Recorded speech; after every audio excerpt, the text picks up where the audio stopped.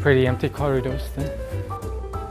It used to be that we have quite repetitive places as well, you know, the Blue Room, Mural Hall, they're always the same. But now it's even more reduced. There are literally 3 places that we take pictures, headshots, you know, of politicians. So that makes it even harder to get some sort of interesting picture. Yeah. But that's our job. Get it? Get it? Okay. I love it. Before the social distancing started, you know, we had a few more subjects, I guess, several ministers. But, you know, now we have the Prime Minister, who is, you know, still the same. And then there's a new guy that before 2 months ago, no one knew him, you know, Brendan Murphy.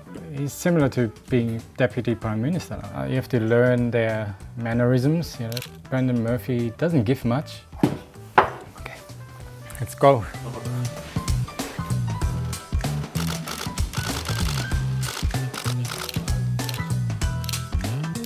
Here we are. I think that'll do me. The pictures are no gold, just a lot of bread and butter. Members on my right, members on my left, members on both sides, Mr. Speaker.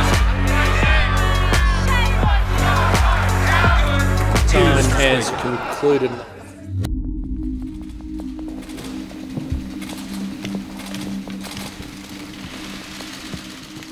This is getting very, very real for Australians. As the coronavirus wreaks havoc in the US and Europe, here in Australia, some better news. The spread is not as bad as it has been in many other countries. Americans have been warned to prepare for a week of mass fatalities. British Prime Minister Boris Johnson has been taken to hospital. While the death toll in Italy has risen to more than 15,000. Today we go further, we go much further. This week we announced a $130 billion package to support JobKeeper all around the country. What this means is these employees won't be going to Centrelink.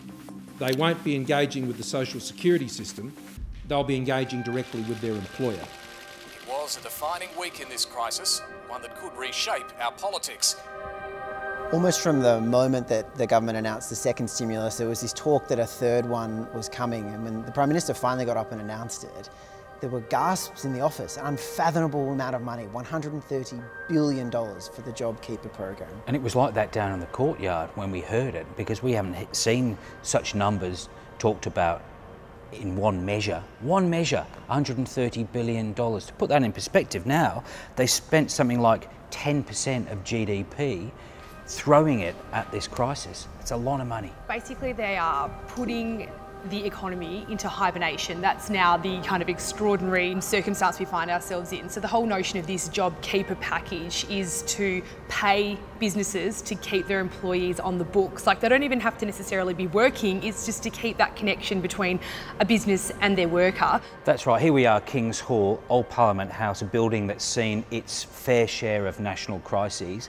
But the lesson of recessions is that once someone loses a job, it's very hard to get that job back. In fact, it's sometimes kaput when it comes to the connection between that person and a job. Legislation being introduced this week for that JobKeeper payment. Politicians will be heading back to Canberra on Wednesday to debate this legislation. Afternoon again, everyone. Good to go. The government has ruled out allowing more casual workers to access its JobKeeper wage subsidy. More than 1 million casuals miss out. It was some really interesting manoeuvring from the government. It didn't talk to the Labor Party, it talked to the union movement. So we had Christian Porter and Sally McManus, boss of the ACTU. Christian Porter described her as his best first friend for now. Best friend forever, BFF. Best first friend for now, he told us. On casuals, it's obviously a point of contention with the ACTU. Will the bill go to the Parliament tomorrow, pretty much as it's written now on that issue? Yeah, I think there's going to be an agreement to disagree on casuals. The ACTU's position, as I understand Labor's, is different from the government's. Political ideology. I mean, it's suddenly everything's being tested left, right, centre. Yeah, well, I mean, ideology is very often well applied. Off the time. Yeah, but it's applied in normal times. These aren't normal times. I mean, none of us have ever seen anything like this. None of us ever thought we would. So you, I think, have to put the playbook down because the playbook, you know, works for Monday to Friday at a usual game day. This is not a usual game day. Imagine if one of the bright, shining lights to come out of it is a new kind of approach of bipartisanship and an approach where ideologies truly are thrown out the window and you do actually see unions, businesses, governments working together. And that's what this building has shown in the past, that at moments of national crises there have been both sides working together to defeat the common enemy.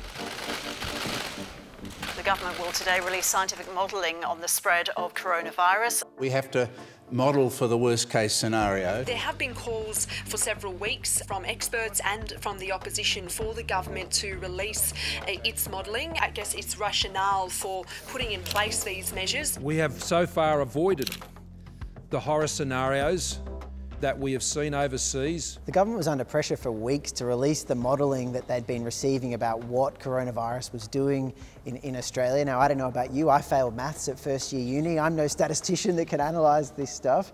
But the Prime Minister finally agreed to just release all the modelling that the government's been getting. Yeah, but there were huge caveats attached to it, right? So when they finally released the modelling, and likewise, maths was not my strong suit, my mind was just blown because it was based on international data. They hadn't plugged any Australian cases into the system. It was modelling 3 possible scenarios, but none of them were based on Australian scenarios. So it was really kind of difficult to actually interpret what the modelling was. Which also makes it a bit difficult for the government to show the way out. If you're trying to navigate a path, then you want to see some actual Australian data. The Federal Parliament resumes today to pass the government's massive $130 billion JobKeeper package. The government's emergency wage subsidy scheme is expected to pass the Federal Parliament today. Treasurer, thank you for your time. Now, we have this historic legislation coming through today. We're joined by the Federal Treasurer, Josh Frydenberg. Good to be with you, Mel. We are absolutely focused on is getting the support to people who need it most. Listen and learn. We can't do that. We can't, exactly. Never has anything like the $130 billion wage subsidy bill been before the Parliament. Labor waved the white flag early. They said we're going to try for the casuals, but ultimately we will pass it. We will not be leaving today until this thing passes. Yeah, I mean, we saw amendments from Labor, the Greens, Rex Patrick from Centre Alliance. The Senate did sit quite late into the night, but as expected, it all passed. Actually, at some points during that day, I forgot that Parliament was even sitting because the number of people in Parliament House has just thinned out so dramatically. But yeah, it was a pretty unremarkable day, but the legislation they were passing was hugely consequential. This is the greatest economic crisis to afflict the world in many generations. We have responded with the biggest economic lifeline in Australia's history. This is good legislation. It will make a difference. So all those of that opinion say aye. Aye. To the contrary, no. These bills have been agreed to. Okay, that's done. Government frontbenchers are leaving the House of Representatives as we speak. They've just signed off on $130 billion in wage subsidy. But it's not yet law. It's got to go across to the other side of the Parliament. That's where the Senate is. Labor's expected to get on board. To give you an indication though of just how on board they all are with this, it's now 4:30. The Parliament sat at 10 o'clock. So in 6.5 hours, these politicians have signed off on some of the biggest legislation we're ever to see. Yeah, it was almost the most antithetical of days, because usually the more expensive, the more controversial, the more draconian, the more scrutiny, but it was actually the other way.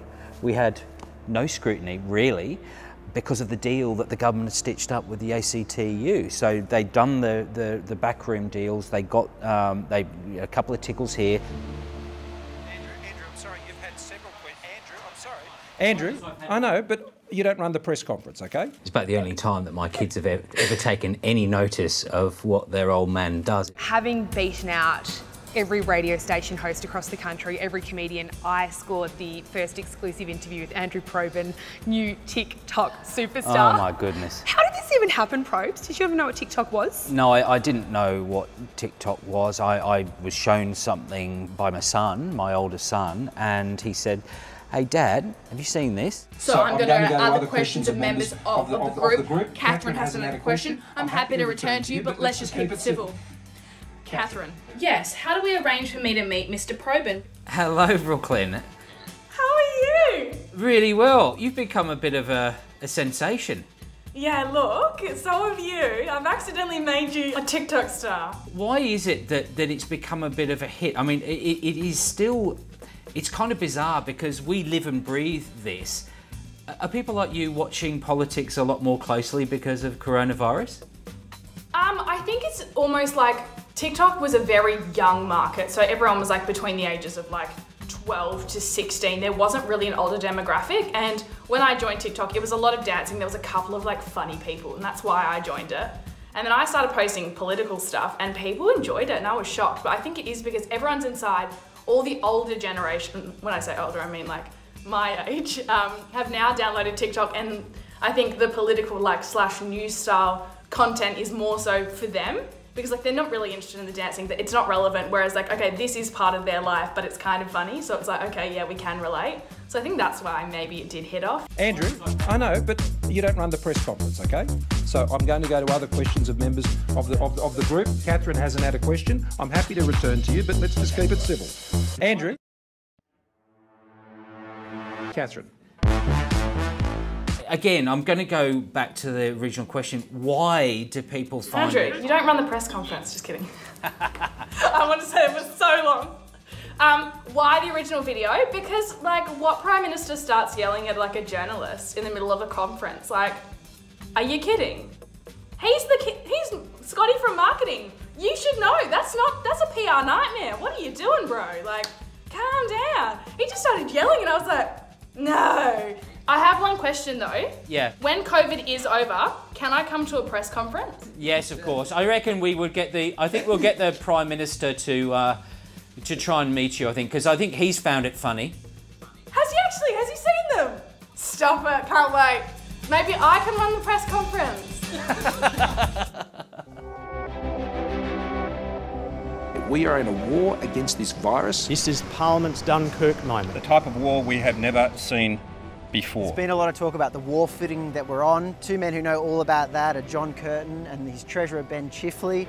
This man oversees a war effort and then he dies in office, and Chifley ultimately takes over and has to map out the recovery of what the country was going through. Yeah, so if we liken the coronavirus to the latest war that this world is facing, I mean, Scott Morrison is really trying to occupy this dual role of getting us through this crisis and then leading the eventual recovery. But I mean, Probes, it's a bit early to be talking about the recovery because we're still in the midst of it and we still don't actually know what the pathway out of this coronavirus crisis is. Yeah, so it's quite clear that the government thinks that it's done maybe 80 to 90% of all of the economic and social structure that's going to provide that recovery. More than $200 billion worth?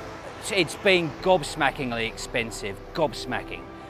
The task now is to navigate out. Now, the Prime Minister has almost got that war cabinet. It's the national cabinet, a war cabinet that these guys would have been familiar with, but the national cabinet is trying to work out a way for this federation, for the federal government, for the states to get us out of this coronavirus crisis, because it looks like it's going to be with us for many, many months, if not years. If it goes well, Morrison might get himself a statue down there on the lake as well. It will, and if it does, statue. If it goes well, he'll deserve one, let's face it.